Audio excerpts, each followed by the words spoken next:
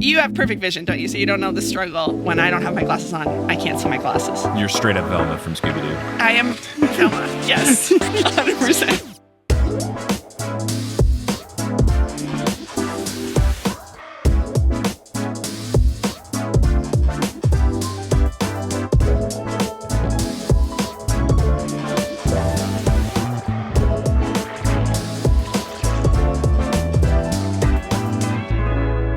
What's good? Thank you so much for tuning in to another episode of The Newest Olympian. My name is Mike Schubert. I'm the titular Newest Olympian. I am a grown man who is now a dad somehow, and I never read the Percy Jackson books as a kid, but I read them as an adult because I was on a quest to determine if this was a book series that society has been sleeping on. I said yes, and now I'm seeing if that's the case for the Heroes of Olympus series as well, and I'm not on this quest alone. I'm never on this quest alone, and this time I am joined by a journalist, a college instructor, our designated Canadian for this episode, and the creator of the upcoming podcast, Pages Past. It's Genna Buck. Genna, how's it going? Hi, I am so happy to be here. I am very excited to have you here. We have crossed paths on the internet. We met in person at the Toronto TNO live show, and I am glad that you are able to fill these Canadian shoes needed because when they first alluded to going to Quebec, I thought, okay, got to get a Canadian in the mix. And I believe someone had once sent me an email a really long time ago, like maybe when I was on like book 2 or 3, and they were like, hi,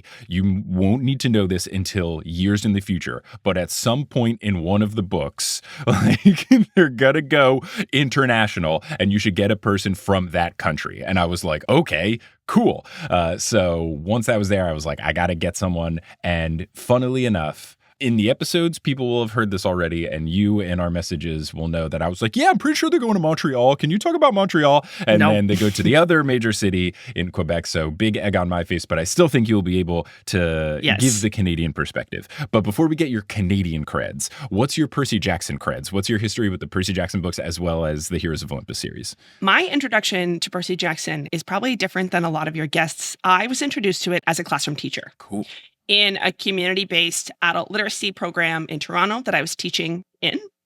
And just a few years ago, like maybe 2018-ish, and we were looking to do a novel study, and my co-teacher, who's a little bit younger than me, Percy Jackson age, let's say, she loved Percy Jackson. She wanted to do it, and so we did The Lightning Thief. That book is a nightmare to teach. Oh, what makes it a nightmare? It's just tricky. There's a lot of characters to keep straight. Reading out loud is tough. All those Greek words. And for beginning readers, it's dense, but we managed to make it fun. All sorts of extra enrichment activities around Greek mythology. Fun. So that was pretty sweet. And after we finished, which was like months, we watched the first movie. Ooh. In the optimal circumstances for watching that movie, which is on a very tiny, dark, blurry tube TV, mounted like in the corner, essentially on the ceiling of the community center. It doesn't make that movie any worse. Chef's kiss. Oh my gosh. That's fantastic. That's so good. I didn't read the rest of them at that time. Actually, I was like, I never want to see this book again. I reformed because I was a huge Potterless listener and I love to jump on a bandwagon. You did Percy Jackson. I was like, now I'm doing Percy Jackson. So I am exactly as far as you in this series. I have peeked ahead just the ittiest, bittiest bit because I was looking for Canadian lore that I might need to assist with. But other than that, I'm not even in the room where the trapdoor is. It's great. Look at us. We're both safe. And I think that that's fun to switch it up because I think it is good and important for the show to have people who know what's up because then they can do tiny little references that go over my head. Mm-hmm. But it is also nice to sometimes have folks that are exactly where I'm at because then it's just no worries about spoilers here. We're good to go. Just vibes. Yeah. It is just vibes indeed. So we are going to be discussing chapters 17 and 18 this episode, which are some Leo chapters. Now, they are going to be in Canada. So before we even get into the story, what are the Canadian creds that you've got for us? Well, I was born and raised. I still live in Canada, in Toronto. I should say that I'm Canadian, but I am not Quebecois. And English is my first language. And Quebec is a distinct nation and distinct identity. To understate, this is a big deal in Canada.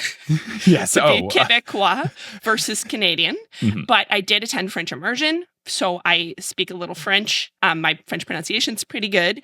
And I do teach at a Quebec-based university. It is an Anglophone university, but I teach many Quebecois students. And I visited Quebec many times, so I can give you some orientation that way. Awesome. Yes. Good. And I think this is more than the qualifications needed.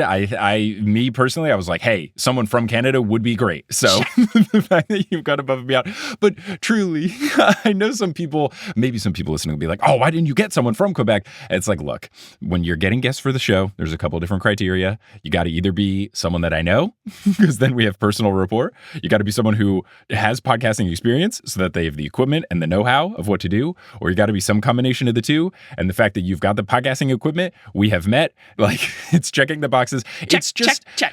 It's just hard. And like, some people reach out and it's so nice, and I wish I had time to respond, but it's just like, it's just hard for me to have people that I just do not know at all and do not have podcasting experience as guests on the show, because it's just like, it's a big risk. And it's quite the roll of the dice. I would love in the future to do an episode of TNO like I did with Potterless, where I had listeners call in and we did fan theories and stuff. Like, that stuff in the future would be very fun. But for the full-fledged episodes, it's just kind of tricky, because this isn't just like your friend's podcast. This is my job. Yeah. This is a podcast with a capital P, not a lowercase p. And you do this every week. Mm-hmm. If you have a hiccup, if you have to redo something, that's a big redo. Mm-hmm. So yeah, if I have a hiccup, I got to edit over it. So yes. you don't hear that. I don't know that I've ever had the hiccups while recording. Wildly, I don't think I've ever sneezed except for recording a Patreon thing. It's absolutely bizarre. And I sneeze in sets of 5. Like, I am an unhinged sneezer. Okay. And I don't think it's ever been, if it ever happened in a podcast recording, I would just keep it. But I guess there's like not a lot of dust in my Shubio. I don't know. But I don't think in all the hours of recording I've ever sneezed. We have that to look forward to then. That's going to be a big moment for us. I am a bizarre, ridiculous sneezer. But anyway, Percy Jackson, let's talk about it. Percy Jackson, let's. We are here at chapter 17. Now, where we last left our heroes, they were getting on the Flying Dragon and heading towards the north winds in Canada. And chapter 17 begins with another fantastic quote. Quote, "The expression on everyone's faces when he flew the dragon into camp, priceless. He thought his cabin mates were going to bust a lug nut." Okay, hold on one second, Leo. Yeah, I got something to say about this. My question is, did busting a nut used to be a different phrase in 2010? Yes. Okay. Yes. And still to this day, older people in some places say busting a nut when they mean laugh. Okay. And this is just like how some older people in some places, they say hook up when they mean meet up. Yeah. It's just like that. Like your 50-year-old dad's like, what'd you do today? Oh, I hooked up with my friend Bob at the mall. Right. And what's also fun with that one is I feel like there's tiers, because there's that level. There's my level where at my age, like, hooking up just meant like, yeah, we did more than just kissing. Like, it could be anything past just like a normal. Yes. Right. But then I don't know if it's just different people my age or younger people, but like sometimes I would be like, oh yeah, like I hooked up with a girl in high school, and they'd be like, you had sex in freshman year of high school? Be like, no. No, I know. Big generational miscommunication there. And the busted lug nut, it just something about that. It makes my skin crawl. My note on this just says gross. Yeah. So what I would say, and I know there are kids who listen to the podcast, if you don't know what this is, you can ask your parents. I would say just don't Google it. If you are intrigued, ask your parents and they will decide if they want to tell you what's up. And if you are a parent of a kid listening, especially if you're like listening in the car and this is happening, I am sorry. Blame Uncle Rick. Don't blame me. Our bad. There's no way that bust a nut is going to be in this, and I'm not going to question it, even if this is an all ages podcast. I've said 0 curse words, but this is important. We can't just skate over. No. We can't just let a 10-year-old read this and then be like, oh, what are you going to bust a nut? Like, no, it is important that they understand that phrases mean things in context sometimes. Yeah. Well, we're talking. I want to find out from Urban Dictionary when this came about. We got more to talk about. Oh, the origin. Yeah. Yeah. I bet that it was before this came out and Uncle Rick's just like a little bit behind. That's the thing. I feel like 2010, I feel like by the time I had graduated high school, I would have known not to say, bust a nut. Like, come on, Rick. Sometimes the timing that things happen can surprise you because things blur together. Years, decades blur together. Right. I mean, yeah, because That's So Gay was still happening when I was in high school. Yes. No Homo went into when I was in college. Like, it is 100%. It's wild. Yeah. People said the R word really casually. Yes. Yeah. I was reading a romance novel from like 2010 recently, and that they dropped that, and I was like, I was watching bloopers from the show Community, and they dropped it and didn't bleep it out, and I was like, wow. Times have changed, man. Wow. Time passes. Yeah. Mm-hmm. All right. Well, whatever it is, I hope everyone's had a fun family conversation based on this podcast. Let's move along. So Leo is proud of Festus for not torching any of the cabins when he flew in, and also for not eating any satyrs, which is great. And he says that the worst thing he did was leak oil everywhere from his ear. And really, how bad is that? It's fine. It's a little fine. spicy. Yeah, right, with the Tabasco in the mix, sure. Yeah. Narrator Leo describes how Leo wanted time to think about how to handle the reveal of Bunker 9 before making it to camp, which I think is smart. I wondered this in the previous episode when Leo kind of kept this closer to the chest or to the vest, depending on which of those phrasings you like to use. But I think it is smart. It's kind of a big thing, and if you are on low sleep and no real time to think about it, I think it makes sense to say, they don't need to know this right now. We could talk about this later. We've got a quest to go on. There's a time crunch. I'll figure out how to best deliver this message in the future. And you have gone to the Chiron school of don't reveal too much plot. Of course, yes. An important school. Leo thinks, yeah, I'll tell him when I come back. But then he thinks, if I come back. But then he thinks, nah, I'll come back. And this is exactly how I think. I have said, and I think it's pretty locked in now, I don't think that I am necessarily very similar to Leo.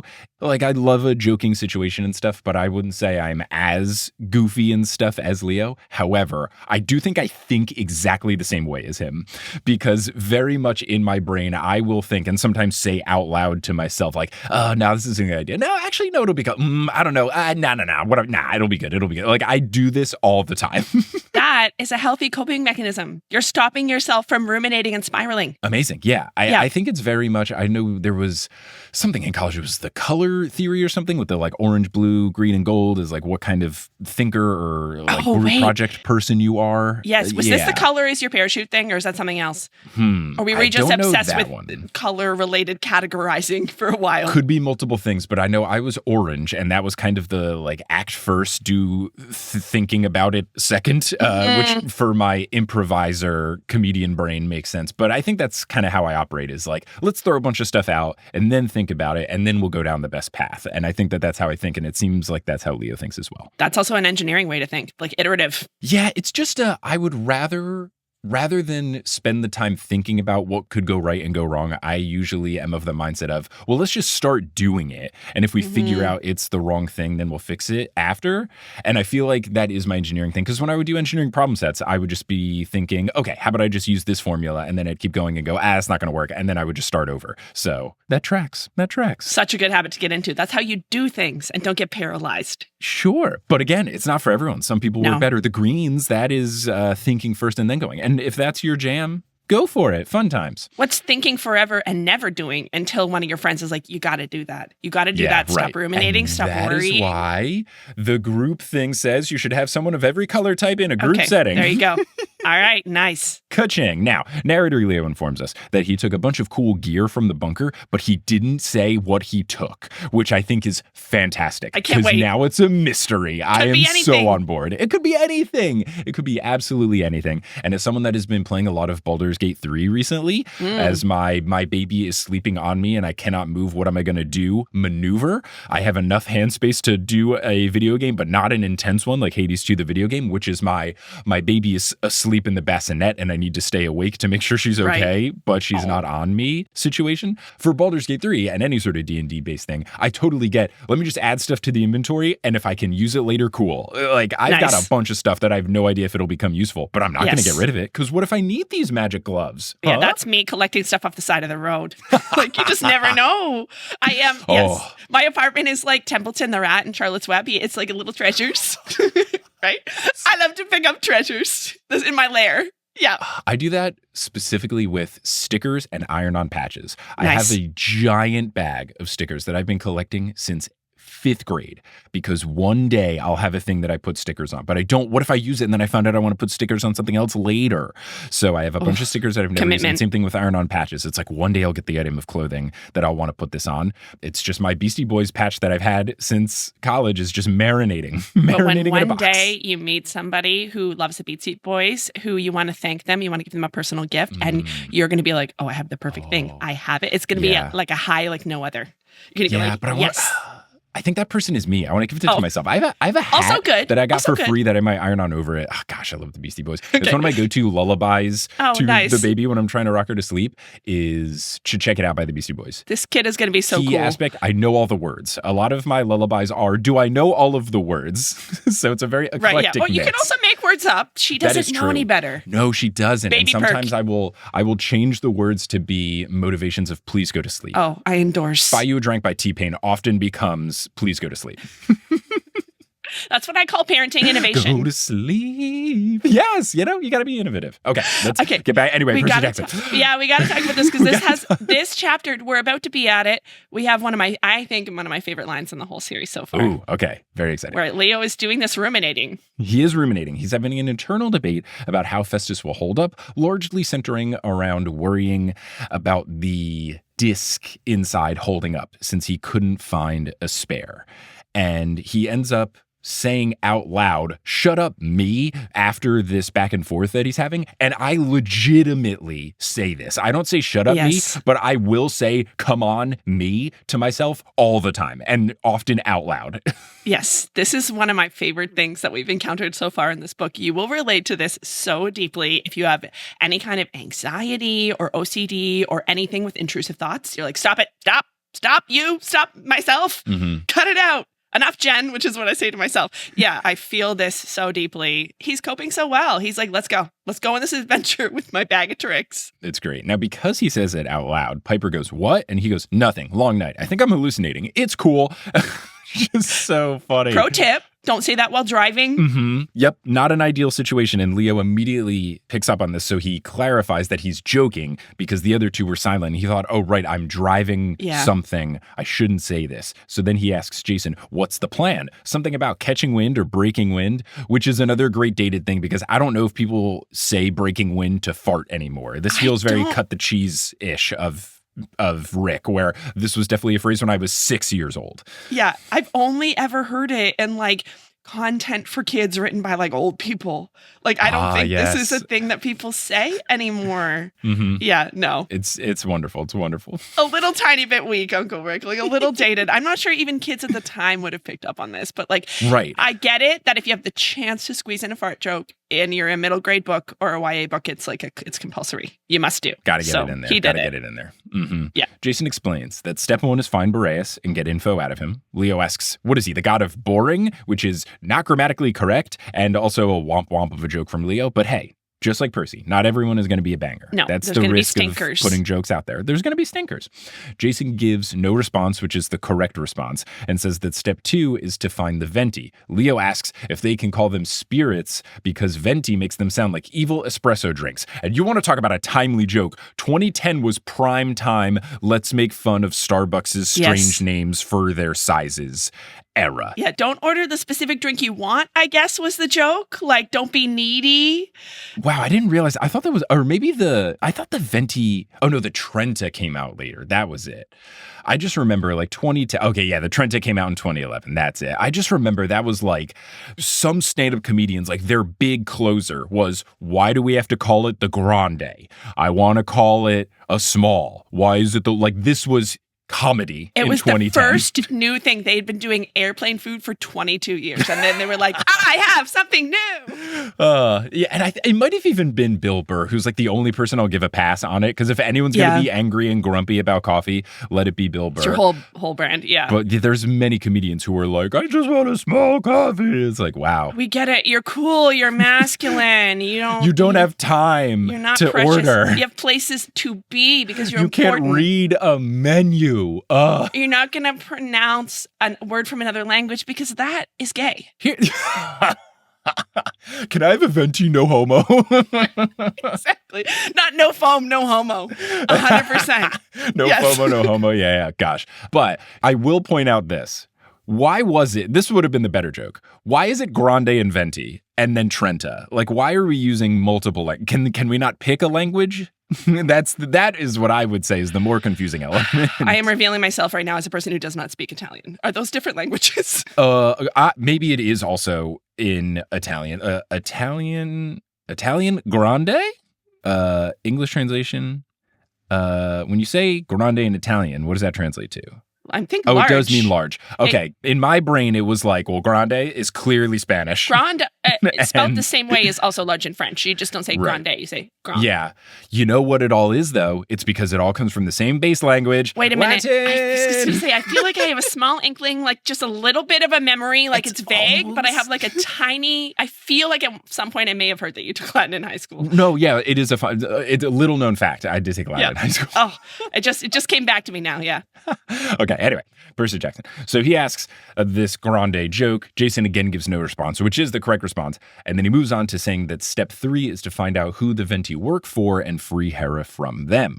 Leo is shocked that Jason wants to find Dylan intentionally, given what happened at the Grand Canyon, but Jason confirms that that's what they want to do, and he also slips in oh yeah, there also might be a wolf involved, but she's friendly, so don't worry about it. It's cool. Don't worry. She's like larger than a normal wolf. She's like speaking scary prophecies. She said she may or may not kill me, but it's cool. Yeah, it's all right. No, we don't have to worry about it. Everything's fine. It's chill. Piper adds that, oh yeah, giants also are probably going to be involved, citing the prophecy, and then also I knew, well, yeah, and also your dream, but okay, let's leave it to the prophecy.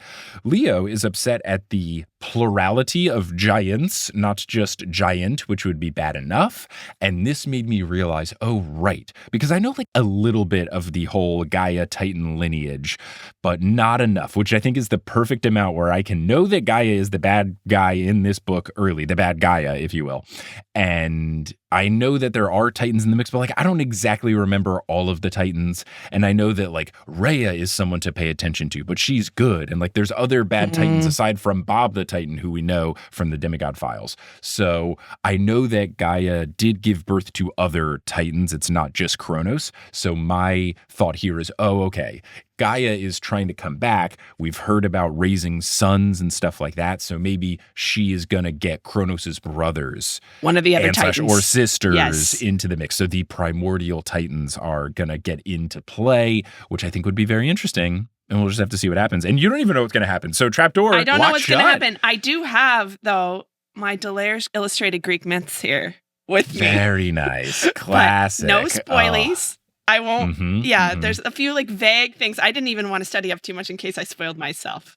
But there's amazing illustrations in here of the Titans and Gaia and stuff. Awesome. Yes. And I have stopped myself diving deeper into Percy Jackson's Greek myths and Greek gods. Like I don't even want to touch those spin-off books because you figured out. They will just give me a little bit too much information. And I like being in the state of like knowing enough to know something is up, but not enough to guess what's up, which is exciting. Yeah. Like I even mixed up that Uranus was the sky and not the earth. Like I full-fledged knew that, but I was still like, oh, it's got to be Uranus, right? But no.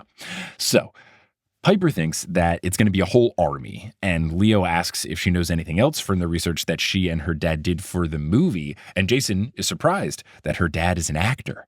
Leo finds it funny that he keeps forgetting about Jason's amnesia, going, forgetting about amnesia, that's kind of funny, and he reveals Tristan McLean is Piper's dad, and that means absolutely nothing to Jason, so he asks what movies he was in, and Piper says, that's not important, and this made me realize they're having this whole conversation on top of the dragon. Yes. So they have to be screaming at each other, right? Because with the wind, whipping, it's freezing. Yeah. And like, is it not a metal dragon? It's so cold. It doesn't warm up. Well, I think they do say that it would be cold, but the dragon is radiating heat. Okay. I think that was the hot sauce noted. There's an engine in there. Yeah. I mean, look, there are little details that are key and can get missed. In a recent episode, the episode with Joel, when Annabeth is talking to Jason about Thalia, I said, oh, she doesn't even mention that Thalia was a tree. That's wild. And then multiple people were like, does. She 1,000% said that. What are you talking about? So I must have just missed it. But I was reading that chapter at like 3 a.m, watching a baby. Hey, it's not going to be perfect. I'm going to miss some stuff sometimes. It would be boring if you knew absolutely everything. What would people make fun of you for? What would your inbox have in it? Nothing except for people from weird podcasting companies saying that they're going to make my life easier and solve all my problems. Right. It's 321marketingmagic.pizza.butt. Yeah. Exactly. So they are screaming at each other, what movie was your dad in? It's not important. Piper says, doesn't matter. The relevant information is that there are loads of giants in Greek mythology, but she thinks that the ones that they will be dealing with are the ones related to the Titans, and those could throw mountains, which is not ideal. Oh my goodness. They rose and tried to overtake Olympus after Kronos lost the war. Jason thinks that this is what Chiron meant by it's happening again. And Jason also brings up Chiron saying the last chapter. And my instinct was, no, it was a few chapters ago, but he's not talking about Scariest chapters. Throwback ever. Yeah, not ideal, but I guess that's the Chiron way. Yes. I'm going to say something and you're going to remember this a couple chapters later. And now here we are. Oh my God, so scary. Now, all of this worries Leo, understandably so, and he posits aloud that adding his evil babysitter to the mix might not help. He explains the situation, leaving out his fire powers, though, because it's still a touchy subject, both because of the campers being afraid of fire people, since there haven't been any fire demigods since way, way, way back in the past, earlier than the Great Fire, I think, or later than not the same time as the Great Fire. I had wondered about that with Bunker 9, and the times are different. Oh, but yeah, the Great Fire of London, if it's that Great Fire, then yes. it was before. Yeah, we're Before talking 1660s. The last, right. Yeah. And then I think the last fire demigod was like 1800s or something. Yeah, So although that's probably around the time of the Great Chicago Fire. London Fire's not the only great fire. There are many great fires. And fun fact, none of them are actually great. No, they all suck. They should have been called the very bad all fires. Really bad. Yeah. The large fire. Words change as we've established. Yes. Now, he doesn't want to say because still a touchy thing. And then also he'd have to get into his whole mom dying situation, which is touchy in a different way. So he ends up telling them about his mother's death, but he just blames it on the shop collapsing instead of a fire. So I was impressed that he still shared that story. And I understand him not wanting to fully get into it. Yeah, I noticed this, that the narration's a little different here, that he just gives away a tiny bit, and then narrator Leo kind of explains, he doesn't want to talk about it anymore. So you have that explanation. It seems like there's a demigod stigma against fire. Yes. Which is making me really wonder if there's something that happened kind of recently, or there's something that the kids have been told about. We're going to hear about some kind of fire history, then some demigod who's in disgrace. I think that has to do with fire, but I don't have the slightest clue what it's about. I like it. He tells them about the Earth Lady and then wonders why they are even doing this if everyone says don't trust Hera and the prophecy says that unleashing her will cause death. Jason explains it's because they were chosen as the first 3 of the 7 heroes who must assemble for the great prophecy, says that they are the beginning of something much bigger. And yes, that something is the Heroes of Olympus series by Rick Riordan. Guys, there's still 4 more books to get through. There's only 3 of us on this team. There's so much to do. Leo agrees, but wishes that the other 4 would show up already because he would love to have the extra help, which I think is fantastic. And then Jason also adds that Hera has his memories and the cage seems to feed off of Hera and her energy, so he wouldn't want a king of the giants to be unleashed in exchange for Hera's destruction. Piper agrees that is not a good trade, adding that Hera seems to be on their side since she is invested in keeping the Olympians together and she's done so in the past, so she should be trustworthy. How does she know all this? Yeah. She is, I guess curious. Annabeth gave her a crash course in everything. Mm-hmm. All Greek mythology and lore. And she's hung out at the camp for like a good 6 hours, right? Mm-hmm. With Chiron. And she's created this insight. It's like, I know about Hera. I've never met Hera. I only seen her in the dreams. But all right, sure. We got this. We know her main thing is that she keeps peace in the family. I saw a TikTok about Hera and now I know everything. Yes. Yeah. So, yeah, I think her saying this isn't too shocking. Her being so sure of it was more shocking to me. I felt like there should have been a bit more hesitation. Yeah, I think they're just catching us up on what's happening. Which, this chapter did kind of reek of, we need all of the 3 people who have learned things separately to get together, and it's a lot of sharing things the reader already knows, but now it's just explaining how the other folks in the group understand what each have learned. It's an all-hands meeting of sorts. Exactly, yes. exactly. Jason also brings up Chiron saying that more evil forces could stir on the solstice because it's optimal for dark magic. So Hera being sacrificed on that day could be especially bad. And I was glad at this notion that they were doing this because it is kind of bringing up some things that I had forgotten. So this is kind of a good situation. It reminds me of things that'll happen halfway through episodes of certain mystery things that I will do for Meddling Adults. Very notably, Shelby Woo. Halfway through every episode, they kind of bring everyone together and they're like, all right, who are the 4 people that we're suspicious of? And they do this in Scooby-Doo sometimes, especially in What's New Scooby-Doo, but just at the halfway mark being like, this guy's sketchy, this lady's sketchy, this person's kind of weird, and I don't trust this guy. Let's move forward. Yeah, either the book's going to do it or Mike Schubert's going to stop and be like, let me recap you about what we know. Right, because every time I'm recording an episode of Meddling Adults halfway through, I'm like, my guests look confused. Let me take the time to make sure that they are not stressed out. I get secondhand stress. It's my favorite show in the whole world. I'm obsessed with Meddling Adults.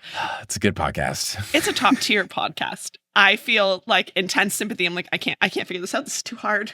I would flunk at this. And that's what I always tell the guests. If you're confused, the listener is confused. So ask questions, please, please, please. Season 5 in production. It's in production. Yes. Jason and Leo are thinking that the mistress has to be the Earth Lady, but they aren't sure who that Earth Lady could be.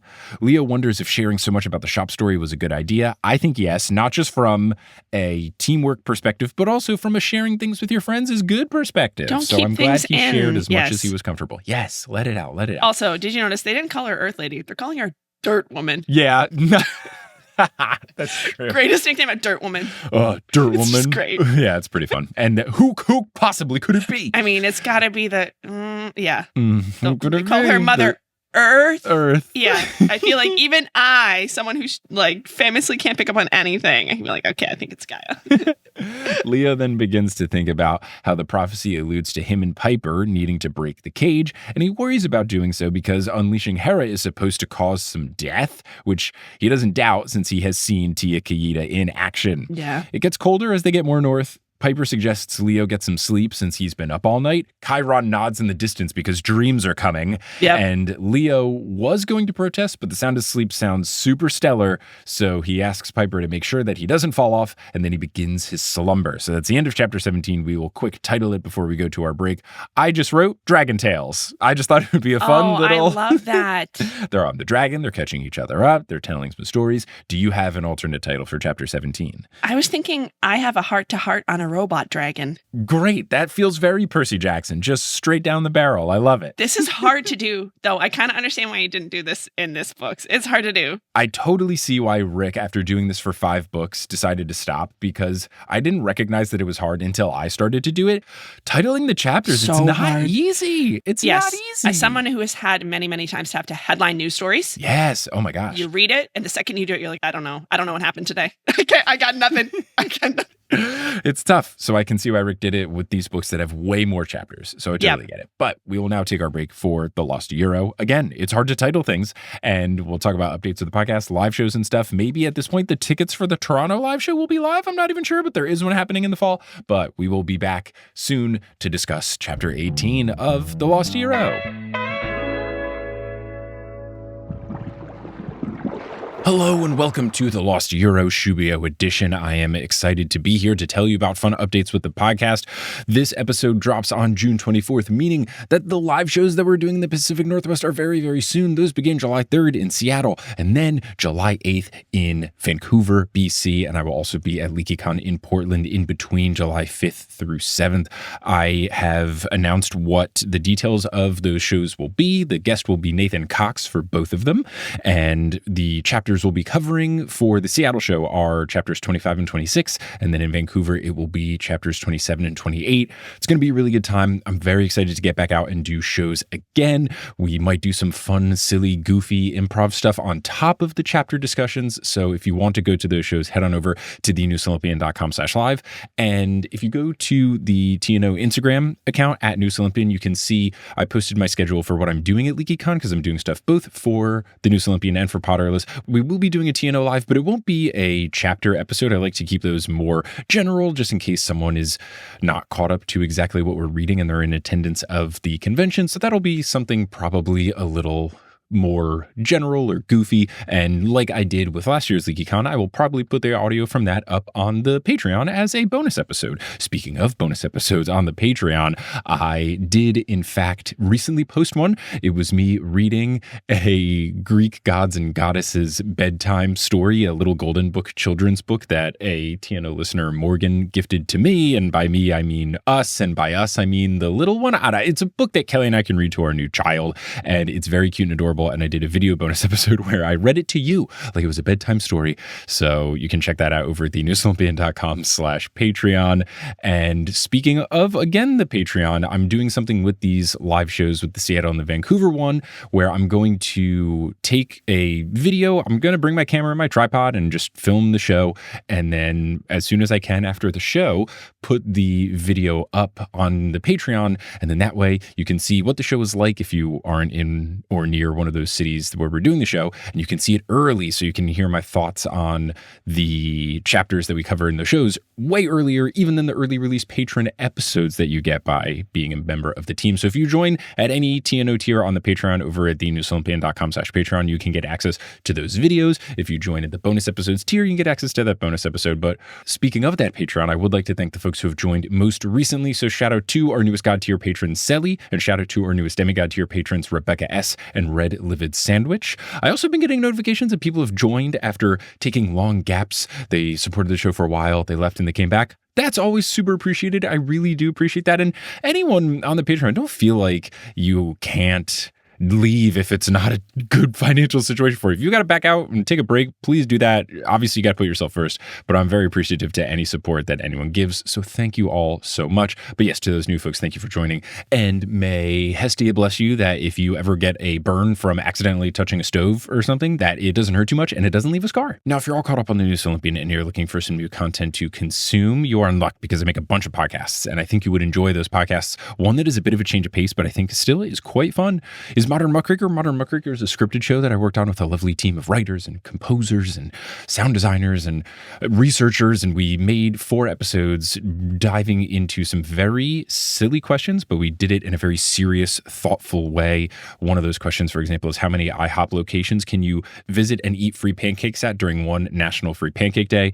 We talked to doctors. We studied traffic patterns of Los Angeles. It was a whole thing, and all 4 episodes are beautifully intense. You can listen to Modern Muckraker wherever you get your podcasts by searching for Modern Muckraker or by going to our website, modernmuck.com. Now, unless you're listening on Patreon where you get access to ad-free episodes, you're going to hear words from a few sponsors to make it feasible for me to be a full-time podcaster. Some of those ads will be read by me, and others of them won't be. The ones that aren't read by me are inserted locally. So if you live in Albania, don't be surprised if you hear an ad in Albanian. But once those ads are complete, we'll get back into this episode of the Newest Olympian. And we're back, and we're here to discuss Chapter 18. It's called Leo, and I was floored. I wrote in my notes, are you kidding? No dreams? Because it starts with Piper waking up Leo, I know, informing him that they arrived. I would have bet an unconscionable amount of money that there would have been some dreams. I am flabbergasted that was a fake we out. Just arrive. Wow, He what got a fake me. out indeed. Got me good. Hook, line, and sinker. But they arrive at this Canadian city, which of course I was going into it being, going to be Montreal because it's in Quebec. Nope. And I'm sure everyone from Quebec City or other cities in Quebec are very upset with me. But here's the description, quote, a city sat on a cliff overlooking a river. The plains around it were dusted with snow, but the city itself glowed warmly in the winter sunset. Buildings crowded together inside high walls like a medieval town, way older than any place Leo had seen before. In the center was an actual castle, at least Leo assumed it was a castle, with massive red brick walls and a square tower with a peaked green gabled roof. And I wrote in my notes, wait, a castle? Oh no, are they in Quebec City and not Montreal? Oh no. Yes, although Montreal also has grand buildings. It does. So this is not a medieval castle by any stretch. This is it's a hotel. The Château Frontenac. It is a hotel. I've been there. Really? It's a hotel? It's always been a hotel. Okay. Oh, always. Like it was never ever like it wasn't repurposed into a hotel? No, it is on the site of an older castle that had other purposes, including like early government things. But it is one of Canada's grand railway hotels, which were built in the late 19th, early 20th centuries. The Château Frontenac was built in the 1890s. And this was part of a sort of moment where railway companies were building these ostentatiously large and luxurious hotels in the chateau-esque or castle-ish style. And they were meant to attract like high-class travelers to towns that were connected to the railway. They were meant to be a landmark. They were meant to be seen from really far away. They were symbols of industrialism and empire. And they are often designated as places where monarchs stay when they're visiting. Amazing. So the Château Frontenac is one of those. They have dedicated room for heads of state that have stayed there. And the Château Frontenac also does have, speaking of Canadian royalty, they have like a special Celine Dion suite. Yes. Yes. That's so good. And I think that Amtrak should do this. Bring this back. Let's get more fancy hotels attached to train stations, because I love a train and we need more trains, and I would love to stay. Oftentimes, whenever I can take a train when I'm on tour, I do it. So if there was a hotel in the train station, would love that. I would love to get as much sleep as possible. I usually just stay in the hotel closest to the train station, so let's do it. There's one in Toronto. It's I can't even imagine how much it must cost. And it used to be like the thing you saw when you come to Toronto. Now we have the CN Tower and many other buildings, but it's called the Royal York, and it looks really similar. So you could stay in our Grand Railway Hotel if you so chose. Yeah, I think the flight to Toronto, I think I've already booked the flights. The flight to Toronto was cheaper than the train, so I think I did that. But good to know for the future.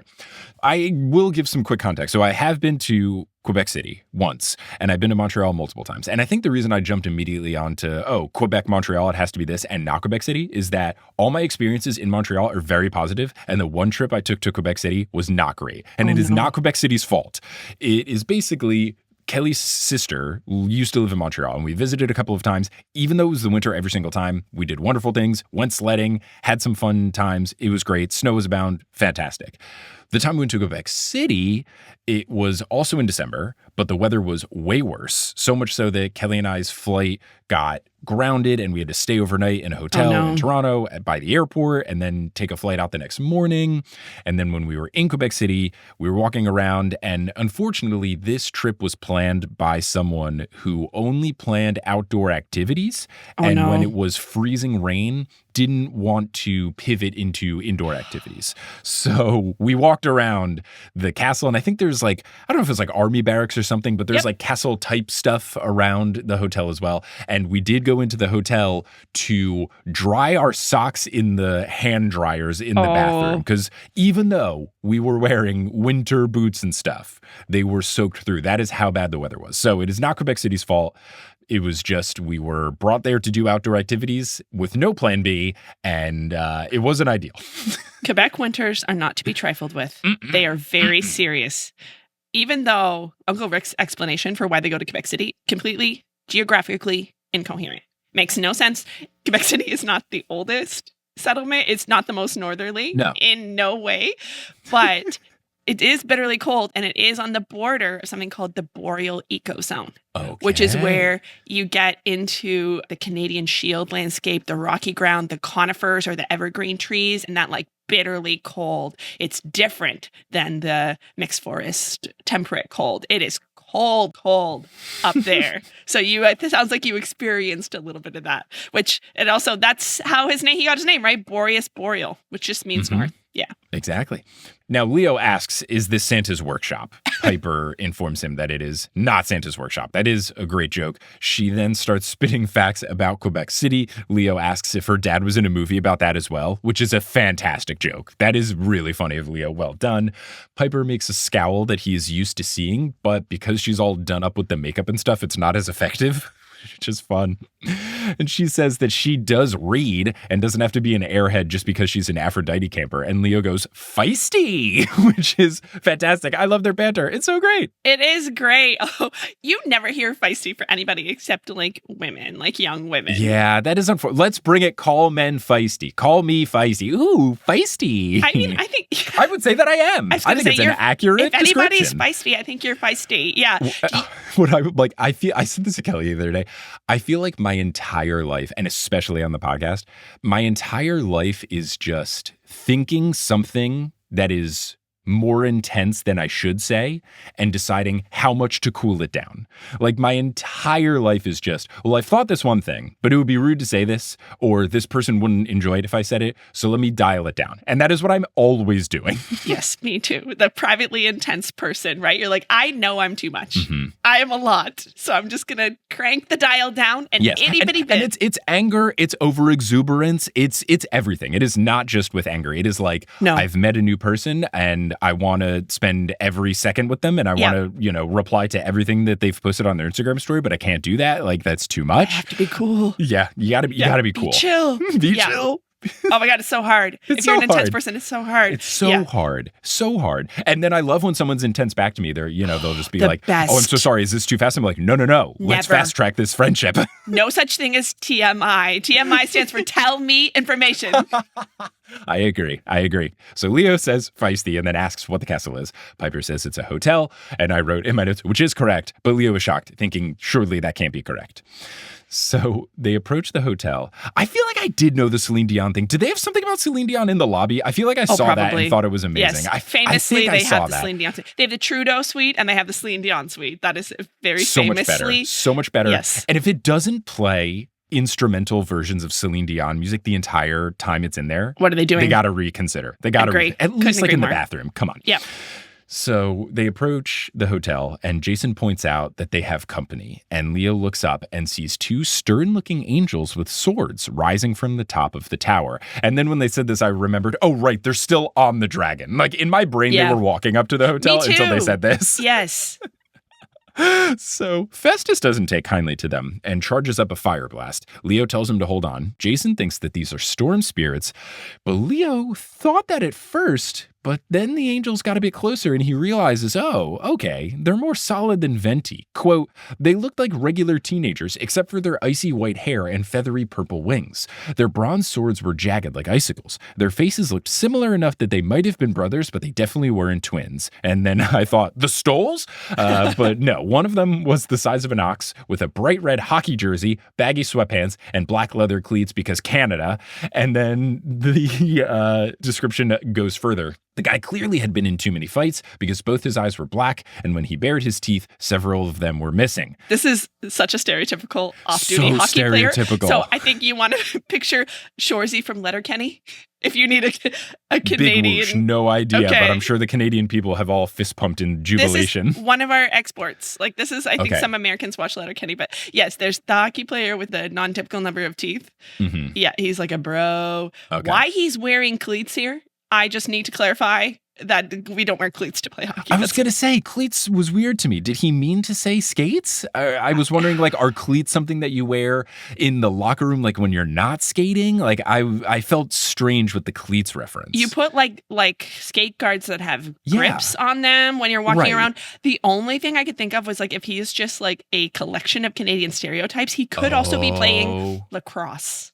Oh, and then there's a Canadian Football League as well. So, okay. Cool. So it could be that, but it does. Yeah. Let's get all the stereotypes. And we're about to hear him do a bad Quebecois accent as well. So it's everything. Yeah. Mm-hmm, mm-hmm. Now, the other guy gets described, quote, the other guy looked like he'd just stepped off one of Leo's mom's 1980s rock album covers, Journey maybe, or Hall & Oates, or something even lamer. His ice white hair was long and feathered into a mullet. He wore pointy-toed leather shoes, designer pants that were way too tight, and a god-awful is pretty good as a little nod there, a god-awful silk shirt with the top 3 buttons open. Maybe he thought he looked like a groovy love god, but the guy couldn't have weighed more than 90 pounds, and he had a bad case of acne. Fantastic description, aside from using the word lame, but that's just a 2010 thing. And just 2 very different vibes here. Very fun just to have sport guy and pretty boy as the brother guard duo. I like the difference in folk. Absolutely. And I do think that Uncle Rick is calling to the early 2010s indie boy aesthetic that was coming out at this time. Oh, okay. They are, I took the liberty of pulling some pictures and you will see Harry Styles or Alex Turner from the Arctic Monkeys in this era wearing pointy shoes and the skinniest, crushingly tight black skinny jeans, and they were even doing a hair swoop that was reminiscent of 80s Hall & Oates. So I think this was a contemporary reference at the time. I remember seeing Arctic Monkeys live at Free Press Summerfest, which is a outdoor Houston music festival that doesn't exist anymore because too many people were getting heat stroke from it. Oh, no. It was a music festival in Houston in July, and it used to be in a park, and then I think the park stopped letting them do it after it got flooded and stuff, so then they did it in a parking lot. It was the most unhinged decision. So many people pass out there like, we have to stop this. But I saw the Arctic Monkeys there in 2013 or something, and I liked their music. I still do. And I remember seeing their lead singer, who's very much like cool guy, pretty boy. And I was like, this guy is such a piece of crap, but it's working so well. He's so hot. God, he's so hot. Hook, line, sinker. I am in. Yeah. And it was just so funny because he's in Houston. The performance they were doing is at like 3, so it's really hot. He's sweating, but God. He has like a comb in his back pocket and he keeps fixing his hair. And I was like, gosh, this is so douchey, but it's really working for you. He had the silk shirt and the buttons unbuttoned, and I knew that I shouldn't like it, but God, man, it works so well. It works on me. You look great. Yeah, it works on me. Yeah, and maybe Uncle Rick was a tiny bit bitter that these skinny indie boys were, making the girls' hearts flutter in this era with their itty bitty jeans. I don't even know how they got into them. Probably olive oil. Yeah, like I think we course corrected a little, and I still wear a tailored pant. I'm not going to get into the baggy stuff. I think a tailored pant looks better on me. My leg muscles are my best muscles, so I try to accentuate them. So I'm still here, and you know what? Younger folk, have your baggy pants. Go for it. I'm not going to knock you for it, but I'm also not going to buy it. That's personal style. That's what personal style is all about. That's the thing. It's not about what's popular. It's about what looks good on you. You just got to go with that. I agree. That's how you just got to roll. So these two hover in front of Festus and inform the group that they do not have clearance since they have no flight plan on file. The groovy one, groovy in quotes because that's exactly what narrator Leo calls him. The groovy one has a French accent that Leo thinks is fake. And I think that this is funny given Leo's lack of knowledge perhaps of Quebecois, but also because when I lived in Paris, I remember talking to Parisians about somehow Montreal came up in conversation. I was like, oh, right, they speak French there too. And the disgust that this table of Parisians had immediately just washed over their faces. And then one of them said, if you can call what they speak over there French. And I was, oh, man. Yes. Oh, it was so bitter. They hated them. It sounds very different. I think from a Parisian perspective, a Quebecois French is going to sound like it has a very thick country twang. French Canadian French preserves a lot of very old French features from the time of colonization. So it sounds more like French sounded like 300 years ago in France. So sometimes people say a French Canadians sound like they're speaking French with like an old-timey pirate. Oh, okay. Yeah. Their vowels drag out and have more than one syllable in them. Like if you can imagine a very thick Southern accent, it's almost a little bit like that. Yeah. Even like French speakers, international French speakers will need subtitles to watch Quebecois French. Yeah. And like the difference is like, the French expression, mais oui, which means like, but of course, right? Mais oui, Parisian French, Quebecois French, ben ouais. Ben ouais. Oh. Ben ouais. Yeah. Oh, that's what I learned. I learned from Quebecois French speakers. So if I speak with French, I'm going to have that accent. So I hold that accent close to my heart, but it is going to sound different. Yeah. And it might sound a bit affected if you're not used to it. It might sound a bit extreme. Just think about like the thickest like Georgia accent you've ever heard. Yeah. Yeah. The Southern thing is a good pull because I remember I moved to Texas after spending 14 years in New Jersey, and one of my best friends from New Jersey visited. I think it was in the summer and I still had like summer basketball practice. So he went to one of them and my coach had a very thick Texas accent. And my friend was just convinced, okay, it has to be an act, right?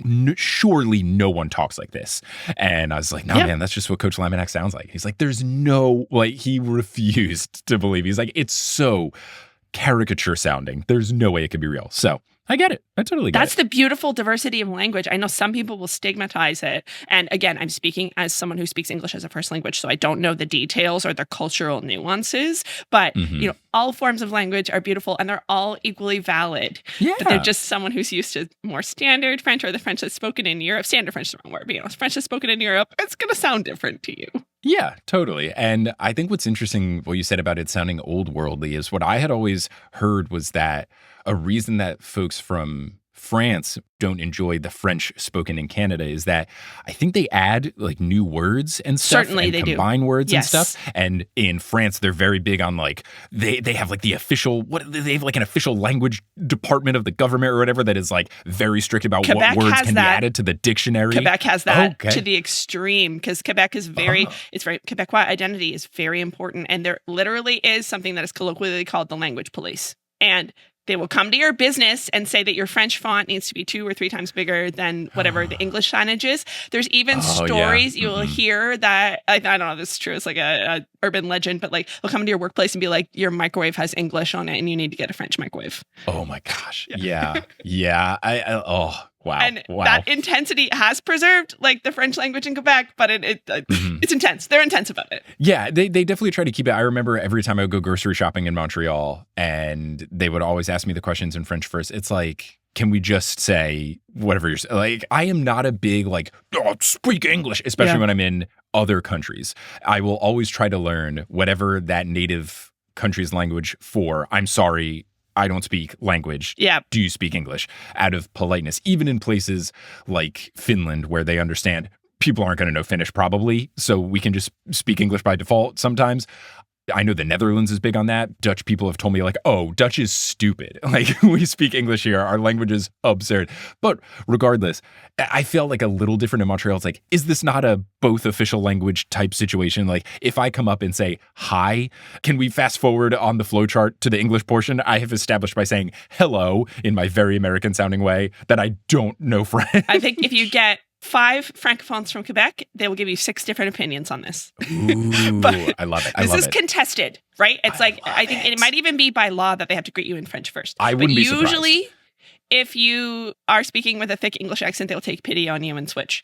This is also how I get myself into trouble because my accent is quite good, but I don't speak French all that well. And they'll start speaking French back to me and I'm like, I was just kidding. Yeah. I try to like preemptively, I will not just say hi. I will go up to the register and say, hi, how's it going? To basically be like, English, please. And then they will still in French say whatever, do you have a bag or cash or credit or whatever their first question would be, or did you find everything okay?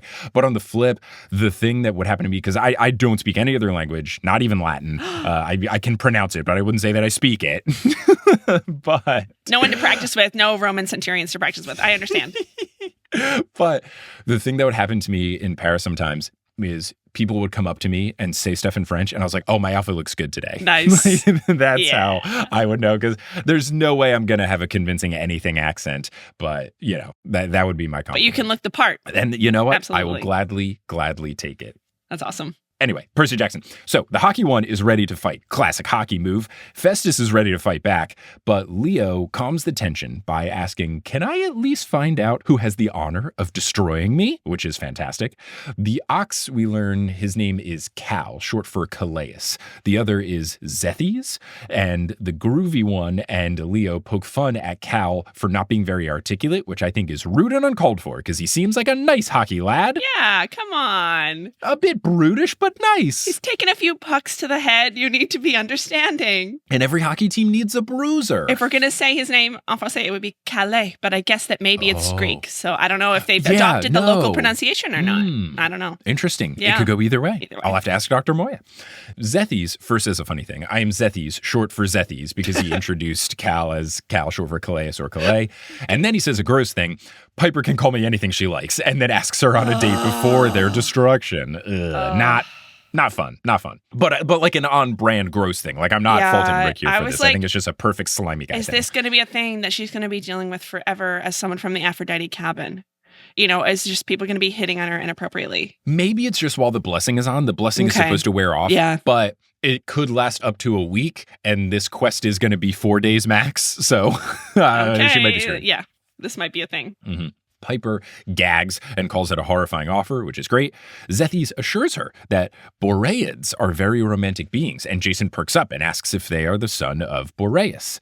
Zethys is delighted to hear that they have heard of them, and he reveals that they are their father's gatekeepers. He hopes they understand why they can't let 3 unannounced demigods on a dragon come in, scaring the mortals in the process, and then Leo notices, some of the mortals below are beginning to take notice of them, as if the dragon is a low-flying helicopter helicopter, which I think is a fun mist perception type thing to think about. What are they seeing? Yeah, I was to say, shout out to the mist for that one. Really good. Zethys explains they will have to destroy them unless this is an emergency landing. So I wrote my notes, just say it's an emergency landing. Like they've given you a gift on a silver platter. Yeah. Just take it.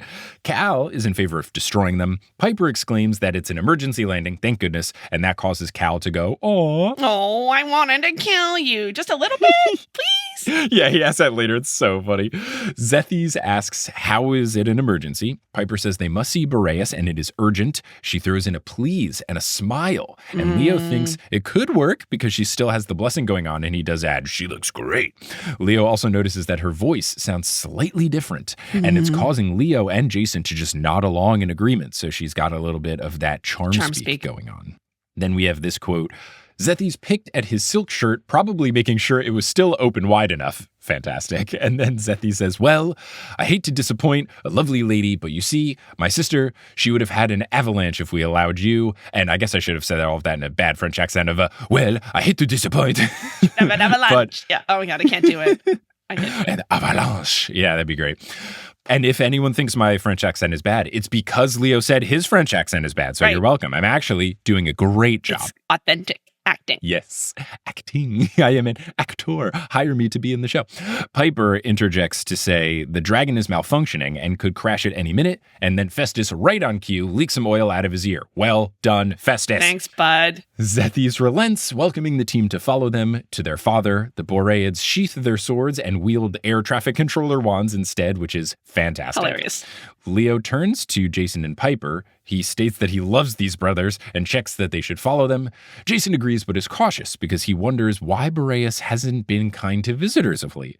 Leo says, he just hasn't met us, which is great. He's so stellar vibes. Trusting. He's such a lad. He really is. This is going to get him in trouble. It has to. It absolutely has to. They fly closer to the tower and a section of the roof slides open before they run into it. They land in the penthouse suite, which I'm now just going to canonically believe is the Celine Dion suite. And it is frozen over. It is beautiful, but it is a bit chilly, not just because of the ice, but also it's eerie, given that everything is frozen and empty and very large. It's abandoned or something. Yeah. Exactly. Leo thinks that the place would be awesome if it was just a bit warmer. Jason is worried and convinced that something sinister is afoot. Zethys instructs Leo to deactivate the dragon, but Leo offers up something else instead. He pulls a switch on Festus's leg and he folds up into a suitcase.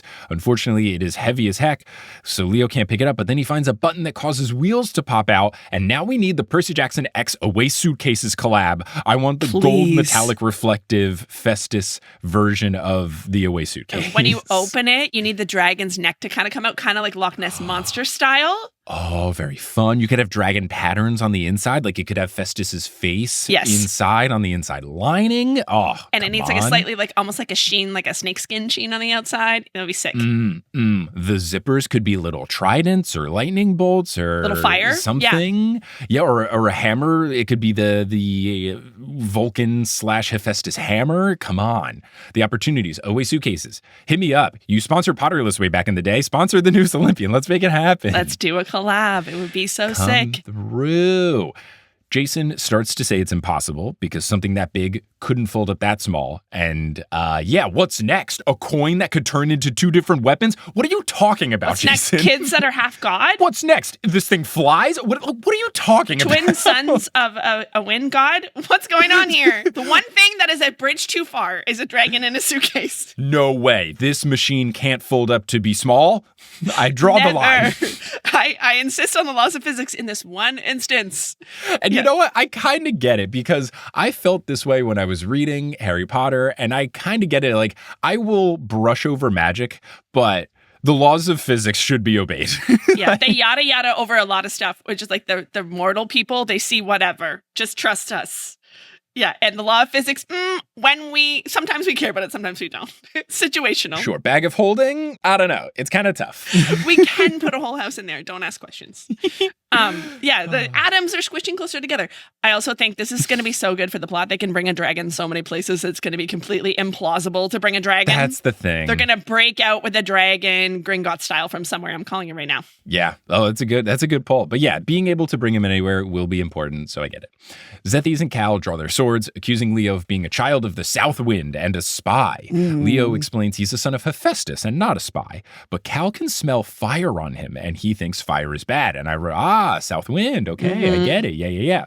Leo understands the mood change, but he begins to blame his clothes, saying, oh yeah, they've been singed. It's because I've been working on stuff.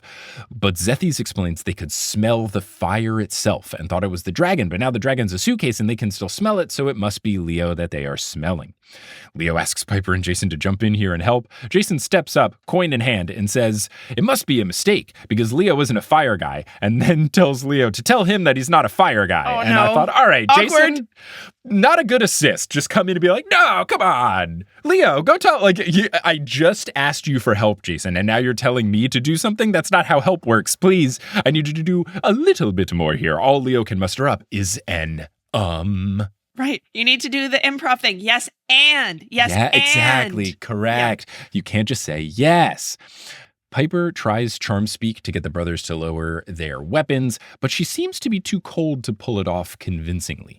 Zethes admits she's pretty, but says he cannot romance her at this time and pokes the tip of his sword into Leo's chest. Cold begins to emanate from it. Scary. Seems like it could be a little bit worrisome. Cal asks, destroy him now, and he's been asking this a lot throughout this conversation. He kept going, destroy, destroy, destroy. Even at one point, Leo goes, hey, you gotta cool it with the destroy stuff. So him asking this again was very funny to me. He's got a hunger for murder. Like a little kid begging to go to Chuck E. Cheese or something, but for murder. Exactly. Please, can we go, Mom? Please, just a little tiny bit. Just want to kill someone an itty bitty bit. Jason interrupts with a no and an explanation of who their godly parents are and a reassurance that they mean no harm. And then I wrote in my notes, oh, okay, child of Zeus should take them pretty far, yeah? And Zethes is taken aback. Jason confirms and states his name again. Cal is shocked, but says it cannot be Jason because he doesn't look the same. And now I'm very intrigued. Zethes says, well, he isn't our Jason, as their Jason was more stylish. Not as stylish as Zethes, he has to clarify. Yeah, not like me. Not me, but you could be more my than groupie. this guy. Yeah. Yeah, you can be my understudy. And also he adds that their Jason died millennia ago. And I wrote, oh, is my theory back on the table? Is my Jason as a resurrected old guy back on the table? I have a theory. Yes, please. Yeah, I do. And I think that they reminded us on purpose that Talia was a tree for a period of time. Mm-hmm. And there shouldn't be a child of Zeus. As far as they know, there wasn't a child of Zeus born, right? But we do know that he's also related on the mortal side to Talia, right? So I don't know if he's the original Jason, or maybe he's named after Jason, but he was born like maybe around the time, like, we were in Bunker 9 and we found that document that said 1860 something. What if there was a Jason from like 1860 something and at some point he got treed? It may have been a tree or it may have been something else. And he didn't age for some period of time. This is a thing that happens to children of Zeus. Okay. Yeah. I think it's fun. The only thing is, how does he then get the Grace last name? Is it actually an ancestor? Thalia's? It was an ancestor. Yeah, okay. So it's an old Thalian. They're not actually siblings. They are very distant cousins, half-siblings? Or I think they're like half-siblings because they would both have the same dad but a different mom, yeah? Yeah, they're half-siblings, but through God technology, because like his mom is maybe the great-great-grandmother or great-great-aunt or great-great-great-great-great-great-aunt of Talia's mom. Mm-hmm. Interesting. Okay. All right. Hey, it's a fun theory. It's based on nothing, but I think that date was important. They found that 19th century date. I think something happened then. Yeah. Okay. So I then was wondering, after writing, is my theory back? I wrote, but is that Jason, the Jason and the Argonauts Jason? And then Jason asks, do you mean the OG Jason, a.k.a. Golden Fleece Jason? And Zethes confirms, saying they were crewmates on his ship, the Argo. And I went, that makes sense. When they were mortal demigods back in the day. Later, they accepted immortality to serve their father. And then he adds that their Jason faced a mortal death, so he can't be him. But then I wrote, but can he? So much intrigue is back. Jason agrees with them, which made me a little sad, but I don't know. We'll have to see. Death is not that permanent in this universe. I know. People pop in and out of the Mhm. underworld like they're just popping over the border for the weekend, like you do between the US and Canada. Right? Yeah. He popped down to the underworld and he popped back up. Plausible. It is plausible. Cal asks if destruction is still on the menu. Zethy says no, because if Jason is a son of Zeus, he could be the person they've been looking for. Leo asks if the waiting for someone is a good waiting, like a prize-giving waiting, or a bad waiting, like a he's in trouble waiting. Lying in wait. Then a girl's voice says, that depends on my father's will. And I love this. Every character needs to be introduced this way. I want every character in every book of this universe to come in on a dramatic line and they've been in the room the whole time. I love this. Every single character needs to be introduced this way. They were lurking until they were like, I must be here for the plot. Gosh, yes. It never doesn't bring me joy. It always brings me joy 1,000% of the time. Hits every time. It's so good. Every time. Then we get this quote. Leo looked up at the staircase. His heart nearly stopped. At the top stood a girl in a white silk dress. Her skin was unnaturally pale, the color of snow, but her hair was a lush mane of black, and her eyes were coffee brown. She focused on Leo with no expression, no smile, no friendliness. But it didn't matter. Leo was in love. She was the most dazzling girl he'd ever seen. Ah, the ice queen for Leo. This could not go wrong. This is not a trap. No, this is going to be great. Everything will be fine. She seems totally nice and good and will love Leo. She's a hot lady, which means she's good and not evil. There's two things. You got to worry about hot people. You got to worry about people offering food. If she was a hot lady offering food, terrifying. But this could still be okay. We'll just have to see. She states that their father will want to see Jason immediately. Zethys asks if he is there, Jason. The girl says they will soon see. And now it's back on the table. Knows. Like, oh, man, so exciting. Leo grabs the Festus suitcase, unsure of how he will carry it up the stairs since it's so heavy, but he is determined to figure it out because he has important questions to ask, such as, what's your email address and phone number? So 2010. So 2010. Especially because email address came first. Fantastic. Oh, yeah. So good. So good. Instagram came about in 2010. Oh, yeah. So they're not going to ask you, what's your handle? Snapchat wasn't around until the next year. Social media is still a little too much of asking. The email was the more important thing. Yes. Maybe AIM username or something, but even that was kind of fading at this point. Like Facebook was taking over. MySpace was fading away. Yeah. Yeah, and you didn't ask people for their Facebook name. It's just their name. Yeah, right. You would have to figure it out and then request and then refresh every 30 minutes to see if they accepted your friend request. Oh, maybe a poke if you're feeling really daring. Yeah. Now, before Leo can even take a step, she says, not you, Leo Valdez. And of course, we get a you know my name moment. He wonders internally, how does she know his name? But then he also is sad that he can't join. So he asks why not, and he recognizes that he sounds like a whiny toddler, but he couldn't help it. She says it's because fire and ice being together would be unwise. So she really knows. This is very intriguing. Yeah. Jason tells her that they will all go together or not at all. And Jason rules. I love how much of a team player this guy is. He's great. He's a natural leader. He really is. Even if he's afraid of it, he is good at it. The girl calls Jason by his full name and says that Leo will not be harmed. She tells the brothers to guard them but not kill them. And then Cal asks, just a little? And the girl says, not until their father passes judgment. A+. That wasn't a no. Yeah, true. You're right. You are 1,000% right. That is not a no. It is still on the table, which is worrisome. Jason and Piper look at Leo to see how he wants to proceed. And I love this. The teamwork is really here. They are not just kind of pushing Leo to the side of, oh, come on, we'll be fine without you. They really are a team. I love it. They're already a unit. I love it. It's great. Leo is grateful, and he recognizes that it is probably best for him to stay back, so he offers to do so. Then the pale girl says, listen to your friend. Leo Valdez will be perfectly safe. I wish I could say the same for you, son of Zeus. Ugh, more ominous. Now come, King Boreas is waiting. So, very intense, very daunting. This can go one of two ways. The Jason Zeus thing is very good, and Boreas helps them, or something happens and pisses them off and a fight begins. And this also feels very Baldur's Gate coded when I am playing and you're in a conversation with someone and you know there are two options here. You either fight me or you help me fight someone else. And I won't give a spoiler, but this happened to me during Act 1. I was in the middle of a conversation doing like a deception/persuasion roll. And I knew if I hit this, they're going to help me fight the other people in the room. And if I don't hit this, they're going to join the other people in fighting me. And they're the strongest person. I hope I hit this. And and I hit this and it made the fight way easier. So Heck yeah. this feels like this situation. The next chapter is going to be either awesome for the team or quite bad. It can only go one of two ways. Spirits, and that's what's so fascinating about the wind thing that I didn't process until just now.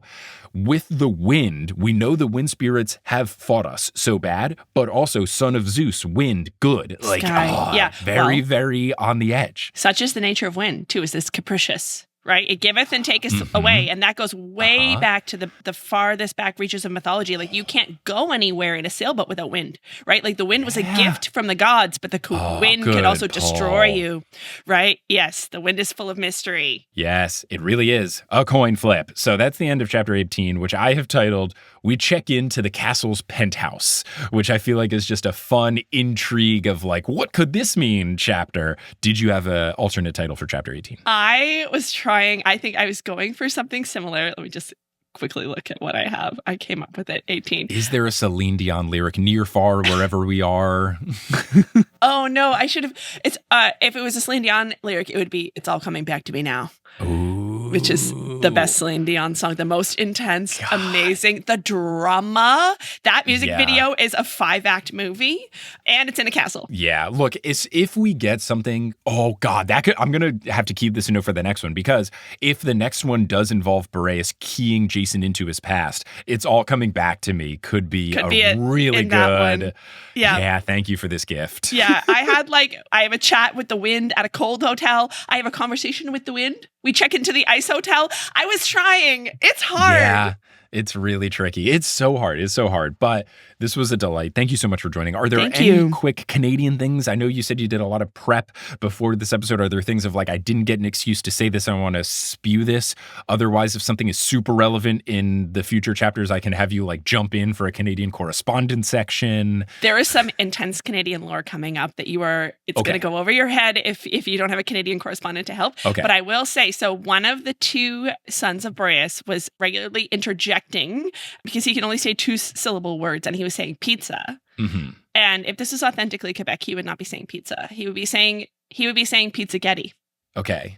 Pizzagetti, the pizza dish of Quebec. More popular in Montreal, but also eaten in Quebec City. Okay. It's cooked spaghetti on top of pizza with the cheese on top. The spaghetti is a pizza topping. I'm glad you said this at the end of the episode. Otherwise, I would have derailed everything, because my Italian pizza snobness, like, I wouldn't be okay. I probably, even before I didn't put the words together because I didn't think anyone would do that. Oh, God, that's so bad. Because I just like, my pizza snobness is like, oh, I go to a place and someone's like, oh, the pizza's good. It's like, no, it's not. But man, that's disgusting. I've had 4 a.m. drunk in New York, vodka rigatoni on top of a slice of pizza from a slice shop pizza. Like that I can get, or like ziti on like a $1 slice thing. I get it. But that's really distressing.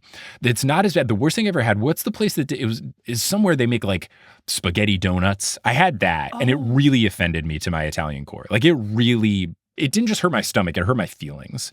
So pizzagetti, that's tough. That's really tough. I resonated with it deeply. I'm like, spaghetti good, pizza good, but I am a child of Demeter. I love carbs. You can't have too many. Yeah, I will also use this time to say, and this might anger the Canadians, but I already have probably done so let's just get on it. A lot of people hyped up those Montreal like skinny sesame bagels. Those bagels suck. You're wrong. Awful. That's wrong. That's incorrect. They are so thin, and they're like, there's so much hole. There's not a lot of like actual bread. People hyped them up to me for weeks leading up to my first trip to Montreal. And then I went and I had them. They were awful. They're so bad. I know I'm going to catch a lot of flack. They suck. Go to New York and get a real bagel. They're just different foods. They're for different moods. Sure, call it something else. If you called it something else, I wouldn't be upset. But if you call it a bagel, that's not a bagel. That's something else. Style of bagel. But it's not a... and the style is bad. I don't think you could craft a definition of bagel that excludes that, but includes your bagel. I think you're going to have a hard time. There's too much hole. It's anyway. New York bagels have too much bread. You just said you can't have too much carb. You just said it. You got me. Thwarted. Activated your own trap card. I fell into that. You got me. Okay, this is the thing, is all breads, I love them equally. I hold them all in my heart. They're That's all the thing. beautiful. Like, it's fine. It's just you got to call it something else so that I don't get disappointed, because it wasn't bad. It was just worse than what I was expecting when you say the word bagel. So even if they had a qualification, I just need a different word. It's like how deep dish pizza, like, thankfully there's enough words before the word pizza that I'm going into it going, this isn't really pizza. No, it's a casserole. Thank you. Yeah.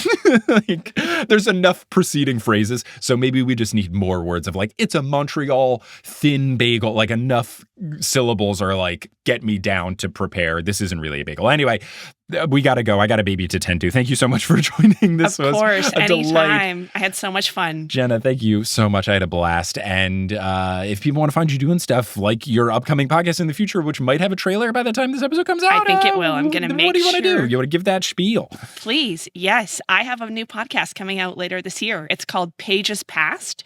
And I would love if you sign up on my Patreon. It's patreon.com/pagespast. It's free to sign up and you'll be notified when we launch. Yes, hopefully good. You'll also be able to find Pages Past on your favorite podcast app to subscribe to. If you like Mike Schubert's podcasts or you like podcasts like Harry Potter and the Sacred Text, I think you might love it. And if you find that it's a bit challenging and hard to stick with reading as an adult, but you really want to still talk about books, this could be the show for you. I invite cool people such as Mike Schubert. Yeah, I'm going to be on there at some point to talk about holes. To choose a book that meant a lot to them in their far past. The only rule is that you have to have been a different person the last time you read it. We're going to read it together. We're going to go really deep. We're going to talk about memories and time passing, and we're going to find new meanings in our old favorite books.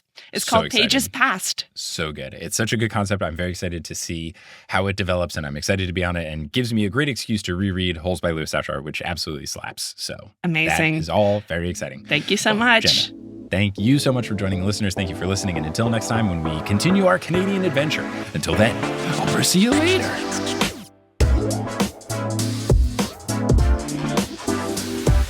Hello, thank you so much for listening to this episode of The Newest Olympian. This podcast is created, hosted, and produced by me, Mike Schubert. I also run the social media and the website. Our editor is Sherry Guo. The music is by Bettina Campamontes and Brandon Grugel, and the art is by Jessica E. Boyd.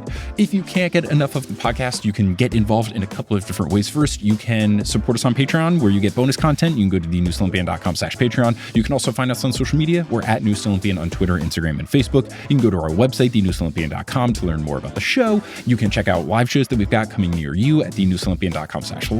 You can check out our merch page at thenewestolympian.com/merch. That's also where the TNO coffee lives.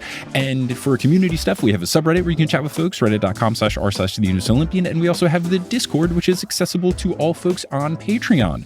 Speaking of the Patreon, I want to give a shout out to our folks producing at the highest tier, our producer level patrons. Shout out to Kelsey Gillespie, The Damn Steam Nuggets, Vicky Garcia, Veronica Bartova, Frida Vikstrom, Megan Moon, Craig McRoberts, Taylor Payne, Sabrina Balsiger, Boney Pony, Polly Burridge, Nikki Harris, Tatiana Schmidt, Sandra Rose, Josh Sayer, Josh Wilkie, Abby Ryan, Ashton Gabrielson, Marco Redhouse, Sam Reeby, Riley Kiddes, Mrs. O'Leary, Milo Kim, Sandkopf, Julia Kendall, Rike, John Drillsma, Rayla Matthews, Sky Mallory, Persasabeth, Aiden Parziani, King Bastion, One Damn Distraction coming up, Ginger Spursboy, A Cup of Solace, Meg Roy, Bradimus Prime, Skylar Sisters, Scott Sheldon, Sophie, Natanya Page, Ann M. Thayer Cohen, Finley McLeod, Sarah Elise Arnson, Bella, Hayden Neal, Percy Jackson, and Han Haley Hingelheimer Schmidt. If you want to help out the show in a non-monetary way, word of mouth helps the show so much. Whether you post about the show on social media or you reach out to someone directly, someone who you know is a big Percy Jackson fan, or someone you've been trying to convince to get into the Percy Jackson books, saying, hey, there's this podcast, it's called The Newest Olympian. It's really good. You should check it out. Also, you could leave the show a rating and review on whatever podcasting app you're using. Whatever you do to spread the word of the show really does help. I'm appreciative to anyone who has done it in the past, and I'm appreciative to anyone who will do it in the future. But I'm just so thankful that you tuned into this episode, and I hope you tuned into our next episode, where we'll be joined by Liam Crowley to discuss chapters 19 and 20 of The Lost Hero. But until then, I'll see you later. Hey everyone, how's it going? It's me, Sam Harmonic. So in this episode of The Newest Olympian, I referenced Baldur's Gate. Baldur's Gate is a Dungeons & Dragons style video game. And here in the studio, I do have a bag of backup Dungeons & Dragons dice. These aren't the normal dice that I use when I play D&D with 20 to midnight, but these are instead different dice that are in more of a bag. The other ones that I have are in like a nice, very particular container. But I'm just going to jingle this bag of dice around near the microphone, and that'll be this episode segment.